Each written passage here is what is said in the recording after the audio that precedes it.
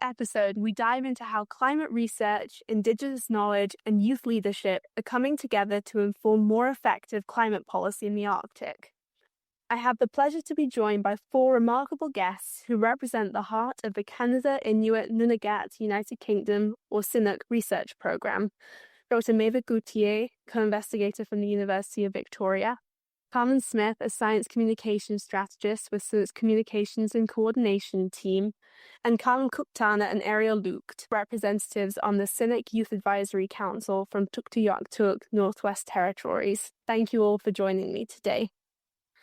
My first question is quite a general one. So what is the main mission of the CINUC project, and why is it a necessary step in the fight against climate change? I could jump in on that. Well, the main goal of the CINUC project is to look at climate change from a different lens. So to look at how climate change impacts Inuit youth and mental health and well-being, but using a very different approach, which is very much Inuit-led, and using arts and using storytelling as a tool to navigate this journey. I think there was also a goal about wanting to not just have interdisciplinary research, but also and cross-cultural research, with it being, in the case of our project, Inuit-led, community-based, but also having research teams that were made up from countries all across Inuit Nunagat. What many people think of as Northern Canada and parts of Greenland and also parts of the UK.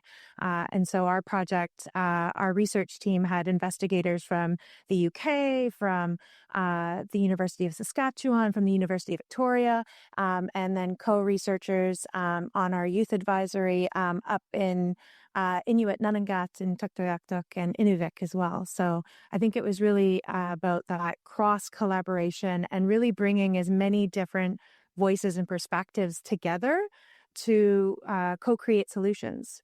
Why do you think that the project is so necessary in the fight against climate change? I think it's really important for Indigenous people to be heard because it is we're from Tuktoyaktuk, that's on the Arctic Ocean, and our land is eroding.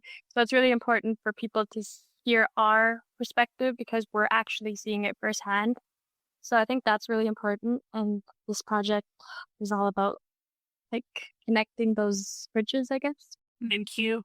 I would also like to add that it's another way of looking at, the problem that we're being held on, what we're not looking and seeing, what we're not seeing, what else is being affected with it, climate change.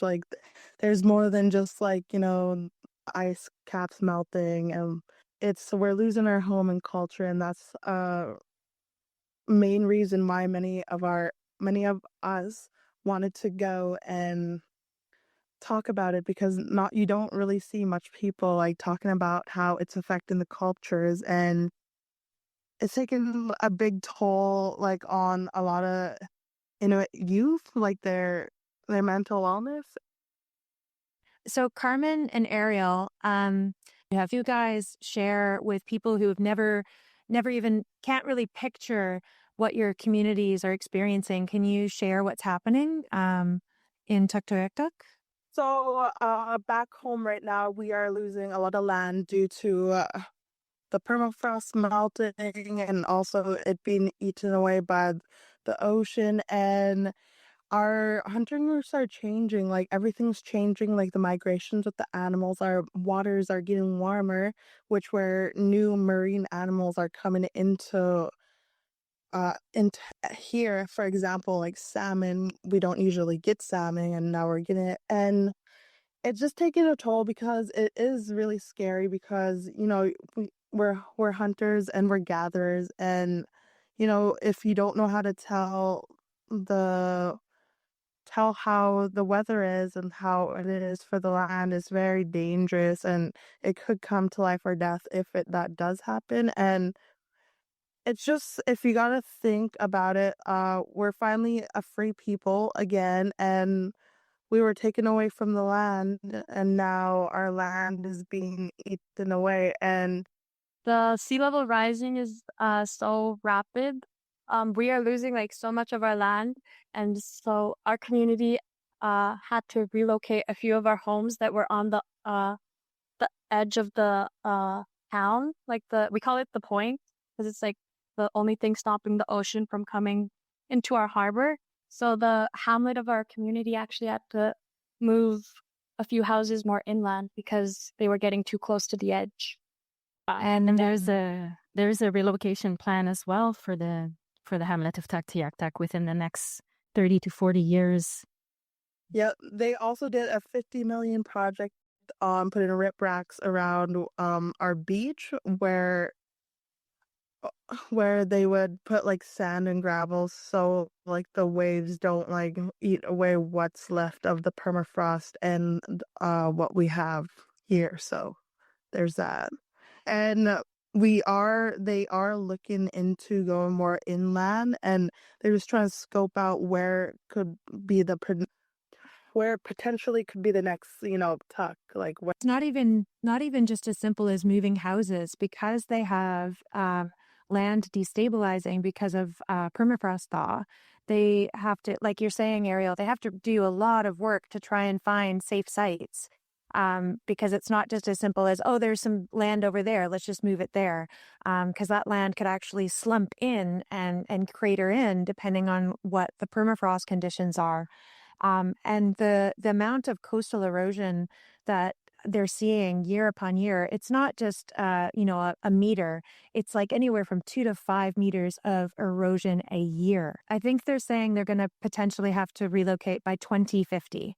And they're already relocating houses now. So it's not when we talk about climate change policy, what we're hearing constantly still is, let's have a plan to try and reduce our emissions by 2050. And then that gets pushed out. It used to be by 2030, and now it's by 2050, and soon it's going to be by 2070. That's just it's too little, too late. Like far, far too little, far too late. Mm-hmm. I just wanted to return to something that Carmen said earlier about, the Inuit were removed from the land, now you're coming back. But it's almost as though you kind of lost, maybe correct me if I'm wrong, but it seems as though you kind of lost the ability even to return to the traditional way of doing things because you're having to adapt to this new, climate situation. Would you say that that's true? Well, yes, I totally agree with that. But as my father would always tell me growing up, Inuit, we're supposed to adapt. We're always supposed to adapt to change, and we're not only Inuit, many Indigenous people, we are resilient, and we'll always find a way to be here and be here. But I think it's just kind of unfair by colonialism is like a huge main factor of how climate change started because you took the native people away from the land where we live simultaneously with the land and with our animals, and now due to climate change and colonialism, like we're losing parts of our culture, our homeland, and it's just saddening and disheartening. But always, you always have to think of, the positive, like, we're still here. We could still do so much more of that, and we could still be resilient and Absolutely. And I'm sure that, being part of the Cynic project and being part of the CCT team is really part of that because it really does open up the conversation for, getting, Inuit voices into this climate policy space. So, and moving on to my third question, obviously the Cynic brings together social science, natural science, and also Indigenous knowledge. How would you say that these disciplines work together in practice within the project? I like the idea of stories as data because as many scientists, and I was a natural scientist before becoming more of a human geographer, and so this idea that stories can also be data and they have the right to be in those spaces where climate policies are made, and policymakers can rely on stories as much as scientific data and stats and all those things because stories are really important and they're lived experiences, and they're the reality that, Ariel and Carmen and others are experiencing right now. And that's also how we are observing climate change. Absolutely. Yeah. I think too, building on what Maeva said, and what we've definitely seen in this project is that there is so much knowledge embedded within within the stories and oral traditions and language of the Inuit people. I remember Dr. Carla Jessen Williamson, one of the co-investigators and an Inuk scholar on the project. She was sharing how, their language and their stories, there's so much science and knowledge embedded within them. They have upwards of how do you guys remember how many different words you have to describe different types of ice and snow conditions? I think she was saying like 7 or 8. It was huge amount. So where a physical scientist or an oceanographer might look at that and say, oh, it's sea ice, to an Inuit person, they look at that and they can describe that so much more succinctly and efficiently. And, Inuit can navigate landscapes that to non-Inuit people look like they're just, there's no points of reference. But an Inuk will be able to look at that and to navigate and find a safe path and to know landmarks, even when they're miles and miles from land out on sea ice. So they're incredible geographers, they're incredible explorers, they're incredible researchers and have been for thousands of years. And so I think that when you bring in and co-create and make space and learn from Indigenous knowledge and stories in particular, it really just stands to enrich so many different, disciplines and research projects. Yes. Oh, that's really cool. I actually had a question about the storytelling, because I was just wondering, in general, why the storytelling is so important to provide insight into changing climates. Well, throughout, our ancestors, through storytelling, and that's where you learned you learned stories, but you also learned life lessons. You also learned how to do certain tasks that you need to do. And it's so important to be able to, it's so important for storytelling for me, I think, is because I could be vulnerable to the people I'm speaking out to. I could say my truth and what I need to say to, get my point through. And some people just see it as just one thing. And so it really allows you to have kind of deeper insight between audiences.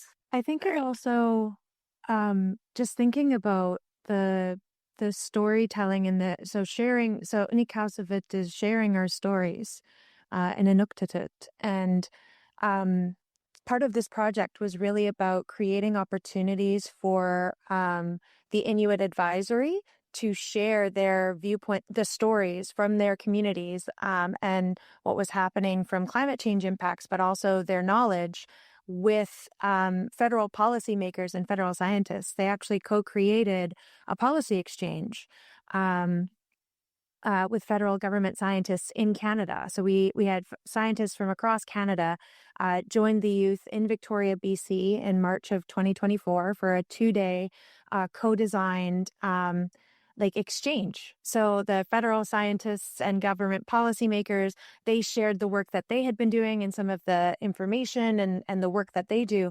But then it was really an opportunity for them to listen and to hear the storytelling and the lived experience of the Indigenous youth and Inuk scholars and researchers that were in the room.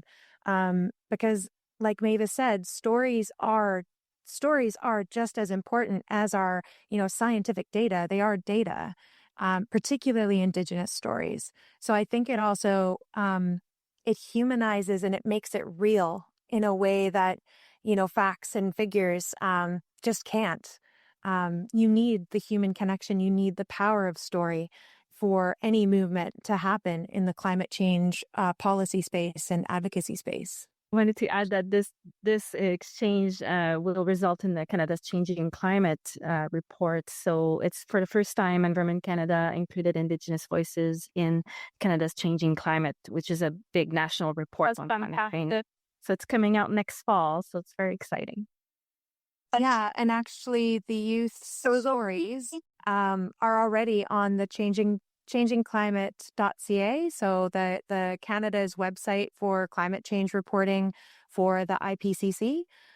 Their oral testimonies and the story map that we created from that policy exchange is now embedded within the federal government's policy and climate change website, which is huge. It's like the first time ever that Indigenous youth have been presented alongside all of the, the data and the numbers and the stats that, typically used to historically only be the thing that we would report on. Yeah. And I would say that that is my first time I joined the team. So I was there to document and to record and take photos, and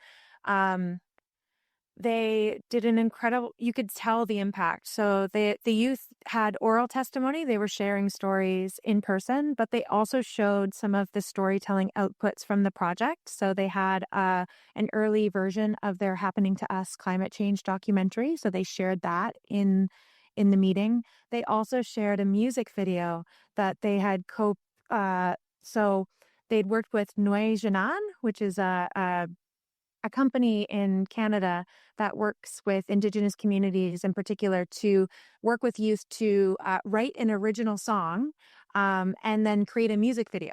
And so Ariel and Carmen were involved in that project up in Tuktoyaktuk.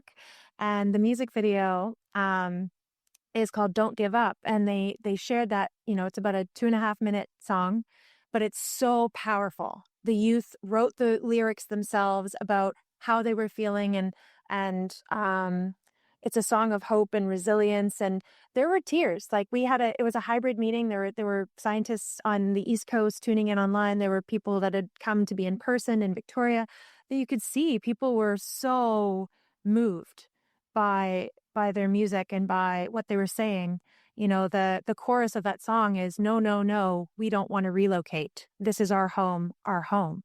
It's so powerful. I will say, in terms of that policy exchange, another really incredible storytelling output or outcome, which the youth and the policymakers agreed upon, they hired an Indigenous graphic recorder to be present for the full 2 days of their policy exchange.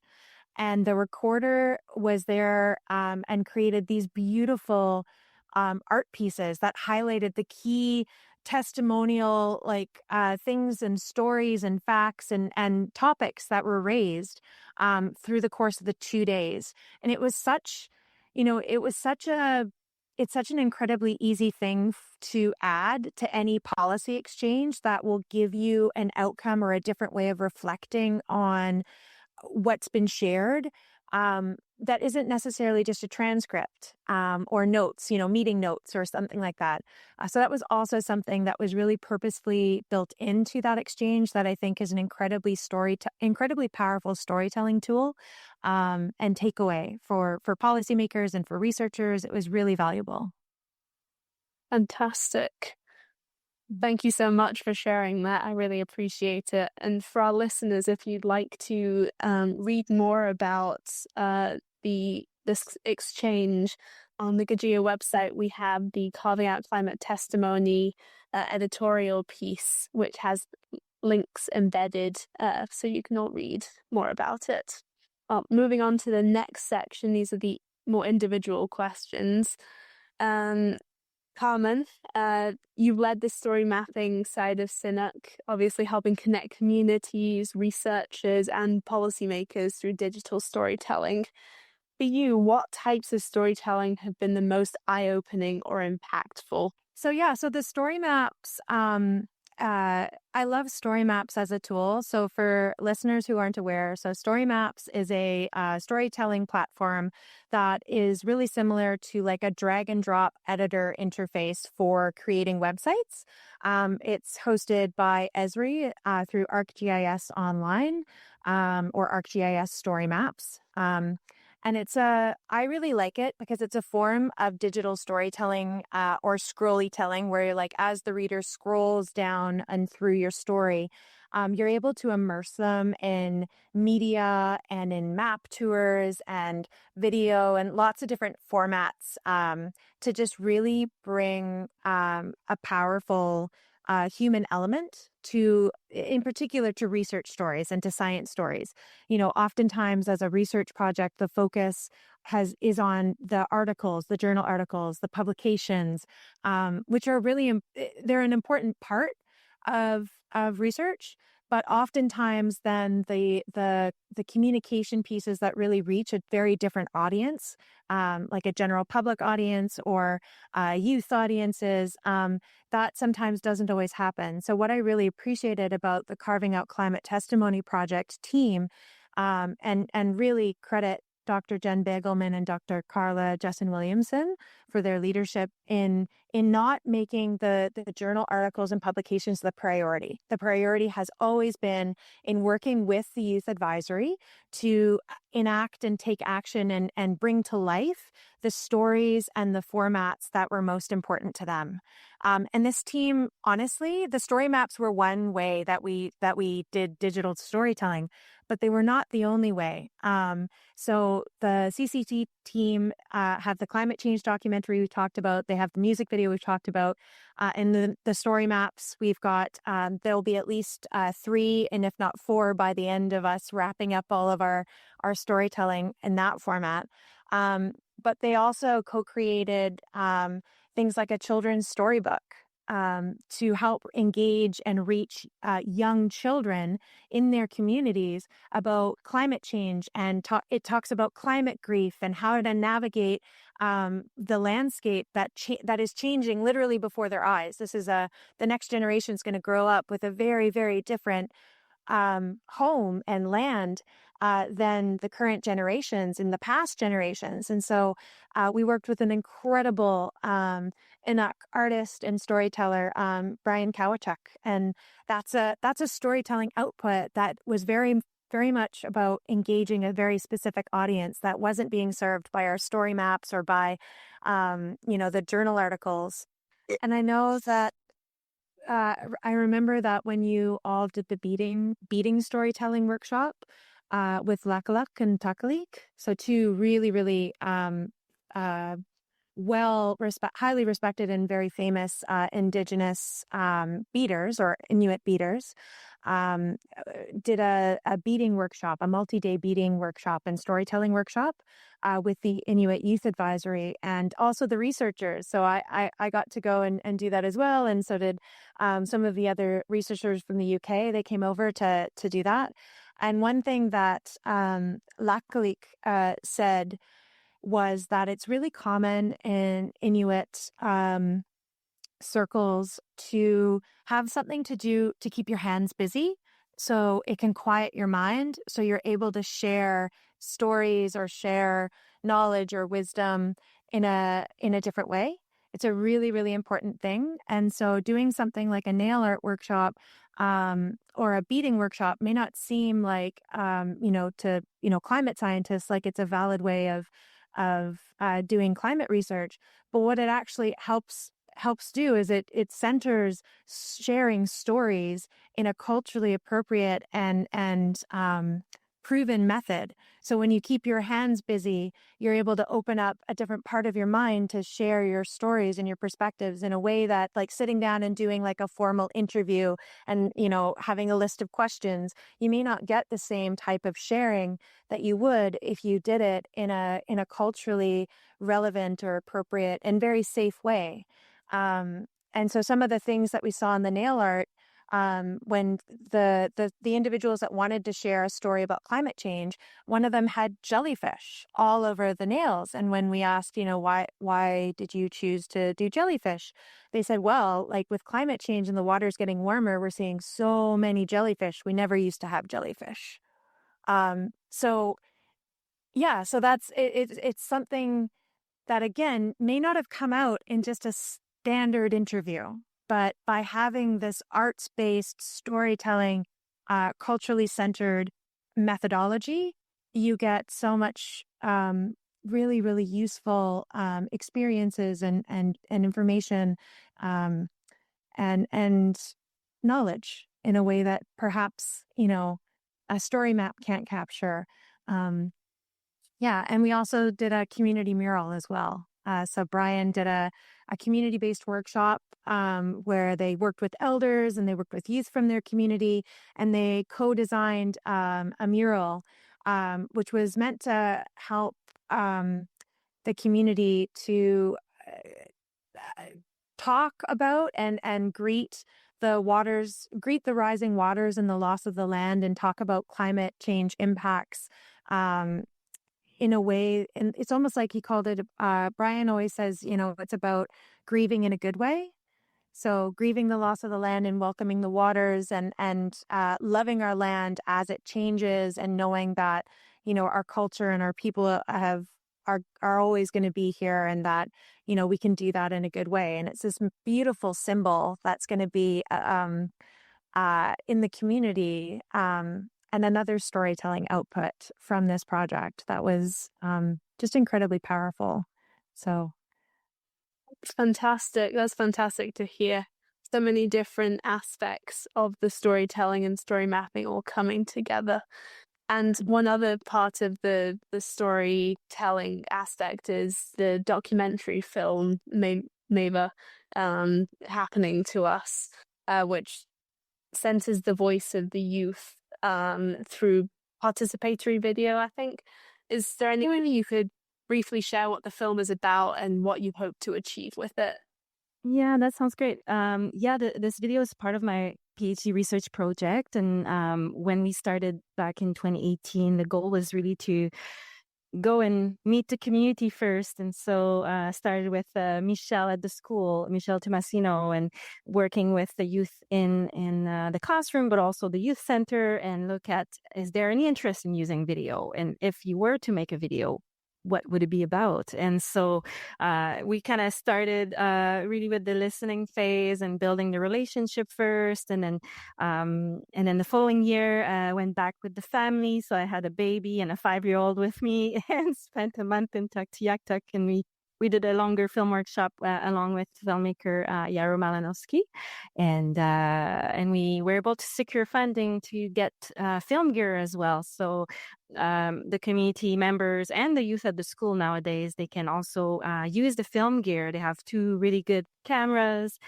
microphone set, 2 iMac to be doing editing as well. So it's been used quite a few times. I know Ariel and Carmen, you've had some projects as well. So the goal was not only to build the film skills, but also to kind of, making sure they can use those skills in the future as well for other projects. So, and then, fast forward with COVID years, we were a bit of a halt for 2.5 years. There were quite a few restrictions to travel in Tuktoyaktuk or out. And so, but we are working on the final version of Happening to Us now. So the goal was to really engage the youth from the start, and what do you want to talk about? Who do you want to interview? What the story is going to look like, and let's get the story out. So there's been a few opportunities for Ariel and Carmen and other youth to share their first version of the film. Actually, I don't know if Ariel, Carmen, you want to share some of those highlights? Yeah, just being 16 years old and traveling so far to Spain, Madrid, to be on a panel for the film that we made. That was such an amazing experience, and I've never felt so proud of myself, because I worked hard with Mava and Yarrow and with the other youth that were involved in the film. We worked so hard to get the film to where we wanted it or what we wanted it to look like. And for the opportunity to travel all the way to Spain and Madrid just like really made my work feel like validated, and like I just felt like really like that was just an awesome experience, and I was really grateful to have been on that. I honestly never expected to be able to present like our film at COP25 and like through like like so much thousands of people around the world, and I just thought I would just get 5 credits out of the movie, but I got so much more, and I honestly loved it. And having the support of my family, our team, and also from the community, it just felt like really, it felt so like wholesome, and just felt so like it just felt so nice. And just the support, like honestly, just like loved having the support from back home, and everyone just like saying how proud they are and how happy they are for us, to bring awareness of our community, of what's going on, and it just felt really nice. Yeah. Um, I wanted to also add in terms of like another so all of their invitations to COP25 and their involvement on the youth advisory with our project, they've really been the more that they've done, the more invitations and opportunities have continued to come out of this work together. And so we received a really unique request from individuals with, now I believe it's the Youth Climate Coalition of Canada.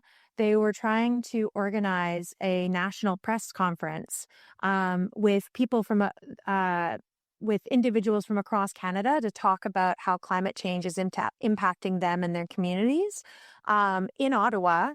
And it was right at a time in Canada in 2024 when the Senate was asking the oil and gas executives to come forward and to speak about why they essentially had no real progress on reducing their industry's carbon footprints and emissions.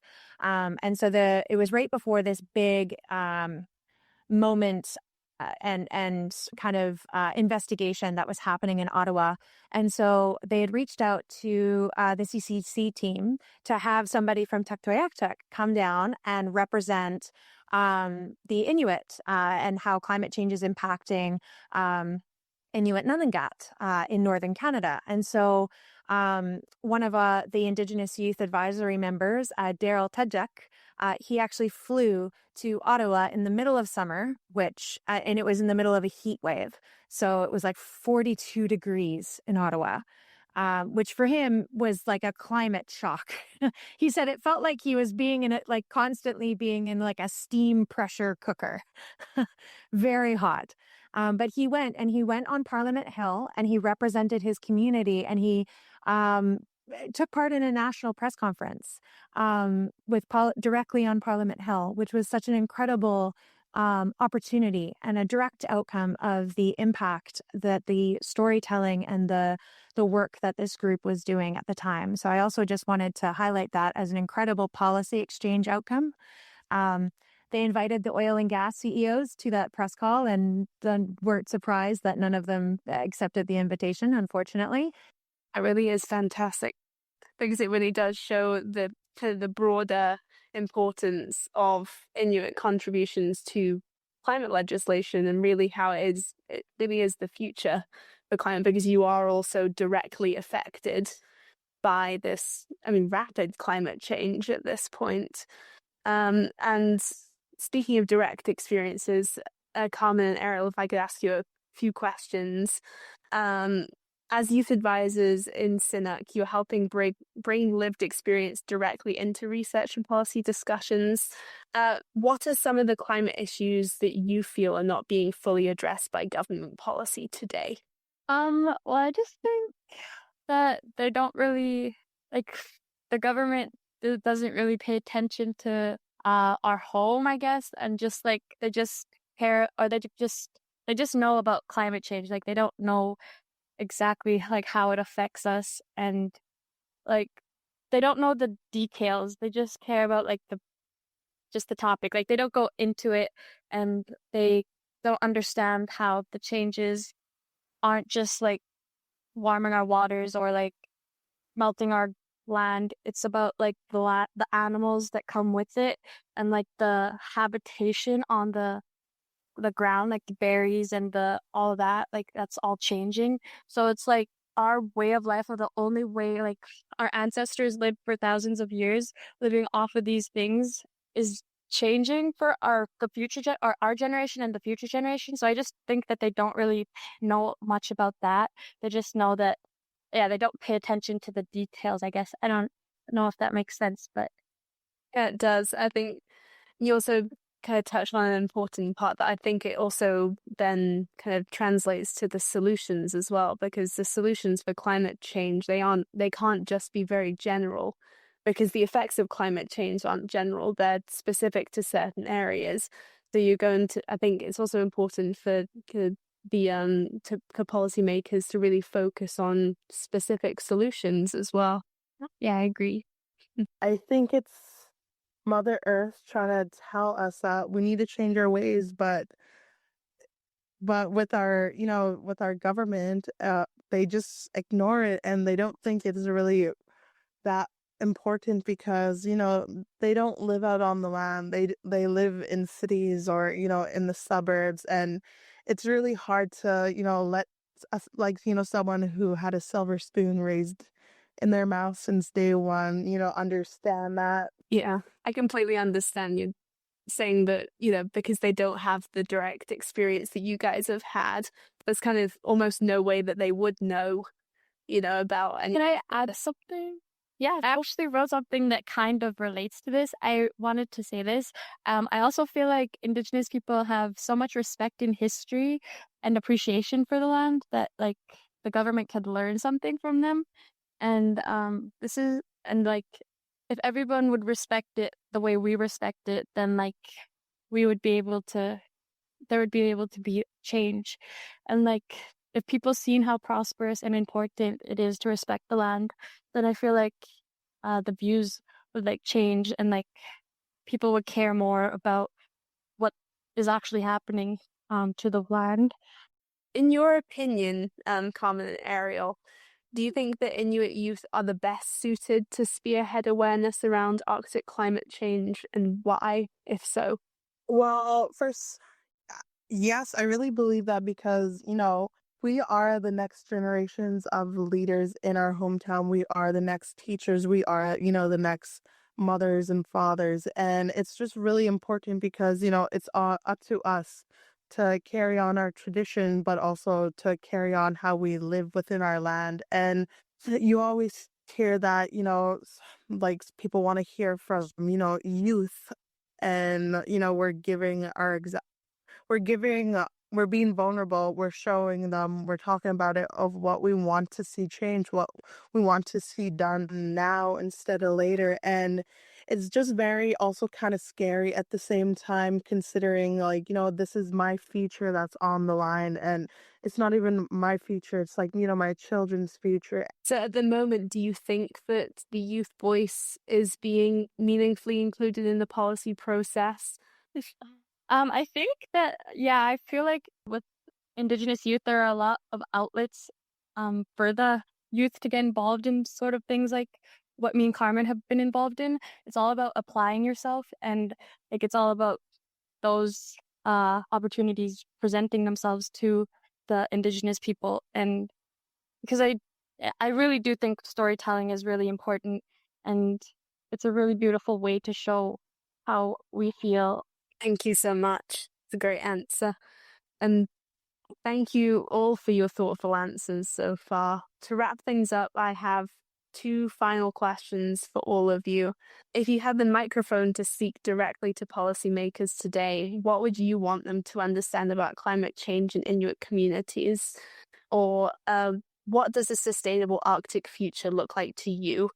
And how do we get there as a world as a whole? I could pitch in something that I'm thinking of is, like policy spaces like the IPCC Intergovernmental Panel on Climate Change, which organizes COP 25, 26, 28, 7, 28. The Indigenous participation right now has been happening more separately from all the policy conversations. So like I know we popped into that room where you put headphones in and it's like different languages and there's tons of people listening to policymakers and ambassadors and but those worlds are not really mixing currently. And so the IPCC is now looking at ways to actually weave Indigenous knowledge into these big policy negotiations. So I think the conversation is just starting in terms of like, how do you make these worlds actually weave in instead of happening like almost in parallel at those big negotiation conferences? So I think, it's all about creating meaningful space for those conversations to happen. And maybe the data is not exactly the same, but we can still learn from both worlds and meaningfully bring them together. Yeah. Mm-hmm. Thank you.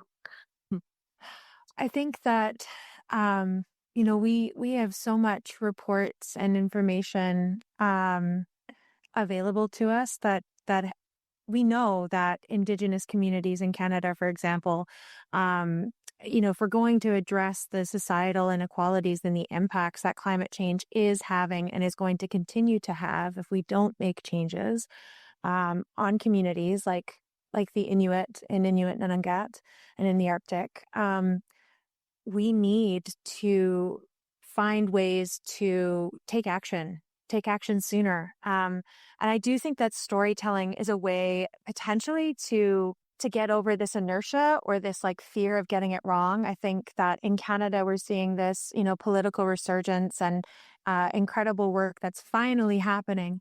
It's taken so many decades of really hard work on the part of the Indigenous peoples in Canada and policymakers and people in government as well to get reconciliation and to get action on climate change. And both of those things are happening at the moment kind of alongside each other.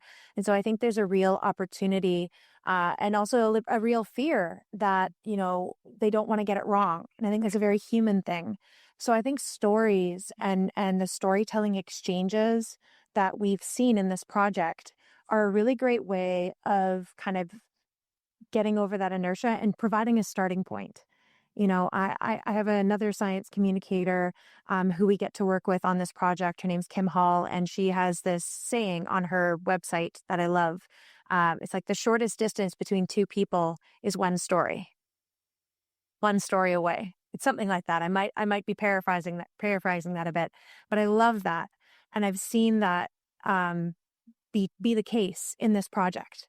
And so I do think that by including Indigenous youth, by including Indigenous people and making space for introducing, Indigenous law making and Indigenous policy making into our own colonial systems, I think that's really going to be the only way that we can move forward.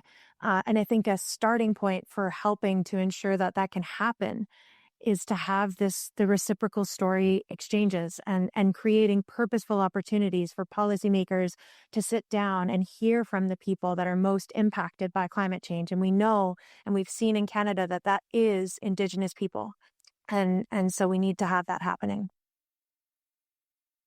I think we lived simultaneously with the land before without creating so much, pollution or CO2. And I think it's such a great thing. So much cultures within Canada and all over the world are going back to our cultural ways. And in a way, it's the land and people healing themselves. And I really think so much other southern cities need to do that. They need to, stop thinking technology will always be so helpful when sometimes the best thing to do is just to go back on traditional knowledge. No, I love that answer, really, because technology may be the way forward, but it also kind of represents a way backwards as well from where we were and how we treated the land and the people living on it. Ariel, when we met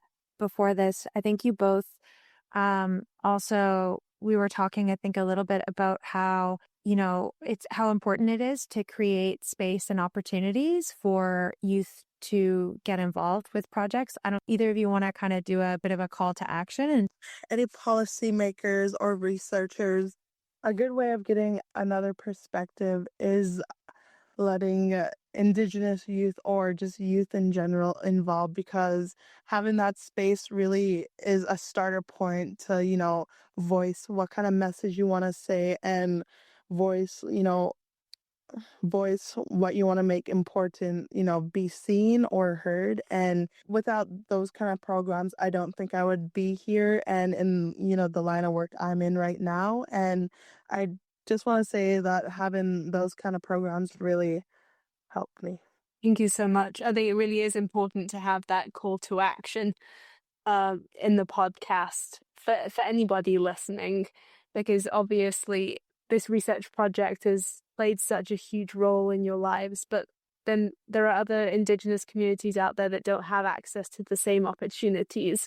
And I'm sure there are so many of them that would really appreciate something like that to get that seat at the table, and, to open up more opportunities for Indigenous peoples. So thank you so much for that. And thank you all again for being such wonderful participants.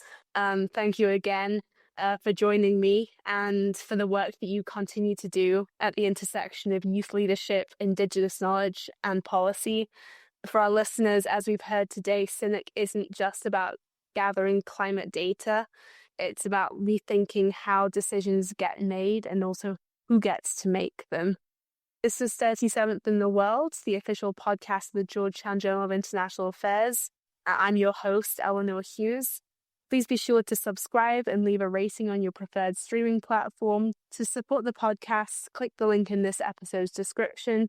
And for more expert interviews and international insights, such as Inuit climate policy futures from seeing to sensing, written by 3 other co-investigators of the CINIC project, including Dr. Jen Bagelman and Cara Jessen Williamson, head over to gajia.georgetown.edu. Thank you so much. This was 37th in the World, the official podcast of the Georgetown Journal of International Affairs. Please be sure to subscribe and leave a comment and rating on whichever streaming platform you use. To support the podcast, you can click the link in this podcast's description that says support the show. To read other insightful interviews and articles, please check out gajia.georgetown.edu.